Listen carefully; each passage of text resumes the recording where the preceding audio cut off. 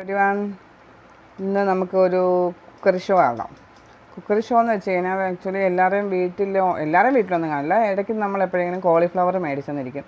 പക്ഷേ ഈ കോളിഫ്ലവർ മേടിച്ച് ചിലവർ അത് കൂട്ടാൻ വെക്കും, നല്ലവണ്ണം നല്ല രീതിയിലൊക്കെ അറിയാം, ചിലവർക്ക് അറിയത്തില്ല. അങ്ങനെയുള്ളവർക്ക് അപ്പം ഇത് മേടിച്ചു, നമ്മളിപ്പോൾ എന്ത് ചെയ്യണം? അപ്പോൾ നമുക്കൊരു ഈസിയായിട്ടൊരു സ്നാക്സ് ആക്കാം. അതിന് വേണ്ടിയുള്ള ഒരു ഐഡിയ ഞാൻ പറയുന്നത്. ഇത് ഞാനിപ്പം അത് പൂക്കളായിട്ട് അതിൻ്റെ അടർത്തി എടുത്തു. എന്നിട്ട് നല്ലോണം വിനാഗിരി, ഇതിനകത്ത് നല്ലോണം പുഴുക്കൾ കാണുന്ന സാധനമാണ്, ഭയങ്കര റിസ്ക്കാണ് ഈ സാധനം. അതുകൊണ്ട് ഞാനത് നല്ലോണം വിനാഗിരി ഉപ്പിലിട്ട് നല്ലോണം കഴുകി 2-3 മണിക്കൂർ വെച്ചു. അത് കഴിഞ്ഞിട്ട് മഞ്ഞളും ഉപ്പും ഇട്ട് ഒന്ന് വേവിച്ചു. ഇത്രയും ചെയ്തതാണ്.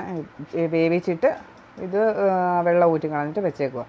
ഇനിയിപ്പോൾ എന്താ ചെയ്യുന്നതെന്ന് വെച്ച് കഴിഞ്ഞാൽ ഇത് നല്ലോണം വെന്തിട്ടുണ്ട്, ഒരുമാതിരി നല്ലോണം വെന്തിട്ടുണ്ട്. എന്ന് വെച്ചിട്ടുണ്ടെങ്കിൽ ഇത് അളഞ്ഞു പോകരുത്, ഒരുമാതിരി വേവായിട്ടുണ്ട്.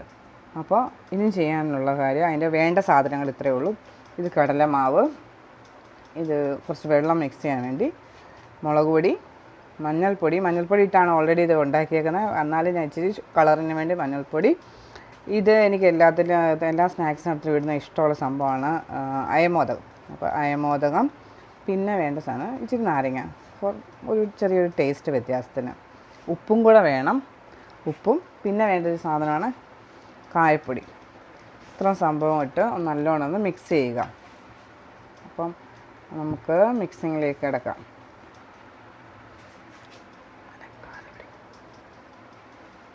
ഇത് മിക്സ് ചെയ്യാൻ തുടങ്ങാം. ഇതിന് നമുക്ക് എടുത്തു വെച്ച സാധനങ്ങളെല്ലാം ആദ്യം ഇടാം. മഞ്ഞൾപ്പൊടിയും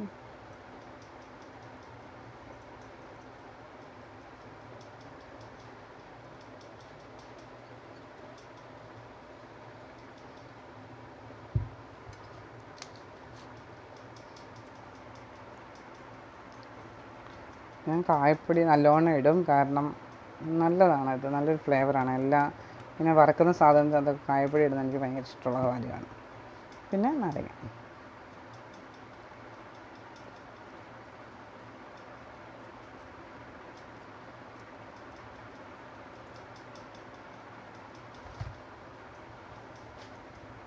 ഉപ്പ് ആവശ്യത്തിന്.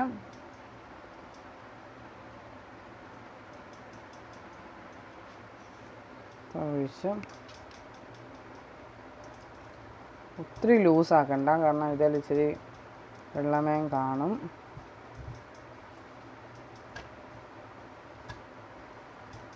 ഗോബി മഞ്ചൂരിയൻ്റെ സ്റ്റൈലിൽ തന്നെ ആയിരിക്കും ഇതിരിക്കുന്നത്.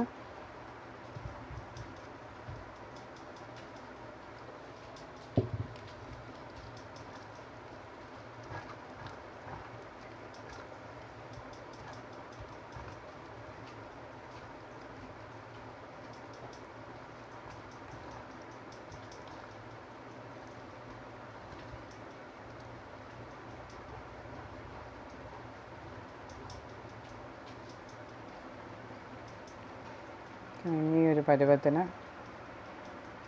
അത് എടുക്കുക. എന്നിട്ട് ഗോബി മഞ്ചൂരിയൻ ആകുമ്പോൾ ഇതിനകത്തോട് ഡിപ്പ് ചെയ്ത് വറുത്തെടുക്കുകയാണ്. ഇത് പക്ഷേ നമ്മൾ നല്ലോണം ഇളക്കിയിട്ട്, മുഴുവൻ കടലമാവിൻ്റെ ടേസ്റ്റ് അല്ല, എല്ലാം കൂടെ ഒന്ന് പിടിച്ചത് ഇച്ചിരി ടൈറ്റായിട്ട്. ഇതിൻ്റെ ഒരു കവർപ്പ് ചുവയുണ്ടാവും. കവർപ്പെന്നല്ല പറയുക, ഒരു വല്ലാത്തൊരു പച്ചപ്പോ എങ്ങനെയൊന്നും പറയുകയെന്നറിയില്ല. ആ ഒരു ഫ്ലേവറാണ് കോളിഫ്ലവറിനുള്ളത്. അപ്പം അതങ്ങ് മാറും ഇങ്ങനെ നമ്മൾ എടുക്കുമ്പോഴത്തേനും. ഇപ്പം കറക്റ്റ് പരുവത്തിന് എല്ലാത്തിനും നല്ലോണം പിടിച്ചിട്ടുണ്ട്.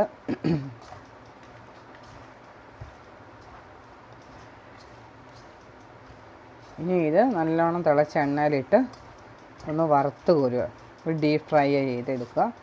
അപ്പം നമുക്ക് ഡീപ്പ് ഫ്രൈ ചെയ്തിട്ട് കാണിച്ചു തരാം ഞാൻ. ഇതാണ് നമ്മുടെ ഫൈനലായിട്ട് കിട്ടിയ സാധനം. നല്ല അടിപൊളി ടേസ്റ്റാണ് സാധനം, നല്ലോണം നല്ല ക്രിസ്പി ആയിട്ടുണ്ട്. പിന്നെ ഇത് ഇച്ചിരി തഴന്നിങ്ങനെ ഇരിക്കും, എന്നാൽ തന്നെ നല്ല ടേസ്റ്റിയാണ് സാധനം. അപ്പോൾ ഒത്തിരി ഇതായി കഴിയുമ്പോഴത്തേനും എന്താ പറയുന്നത്, നമ്മളല്ലെങ്കിൽ പിന്നെ മുക്കി ഇങ്ങനെ എടുത്ത് വറക്കുന്നതായിരിക്കും നല്ലത്. അപ്പം ഇത് നല്ലോണം മൊരിയത്തില്ല. ഇതിപ്പോൾ നല്ല കറക്റ്റ് പരുവത്തിന് മൊരിഞ്ഞ് നല്ല സൂപ്പർ ടേസ്റ്റായിട്ട് കിട്ടിയിട്ടുണ്ട്. അപ്പോൾ നിങ്ങളെല്ലാവരും നിങ്ങളുടെ വീട്ടിൽ ഫുൾ ഗോബി കോളിഫ്ലവർ മേടിക്കുകയാണെങ്കിൽ ഇത് മസ്റ്റായിട്ട് ട്രൈ ചെയ്യുക. അപ്പോൾ എൻ്റെ വീഡിയോ നിങ്ങൾക്ക് ഇഷ്ടപ്പെടുമെന്ന് ഞാൻ പ്രതീക്ഷിക്കുന്നു. പ്ലീസ് സബ്സ്ക്രൈബ് ചെയ്യുക, ലൈക്ക് ചെയ്യുക, കമൻറ്റ് ഇടുക. Thank you so much. അടുത്ത വീഡിയോയിൽ ഉടനെ എത്തുന്നതായിരിക്കും.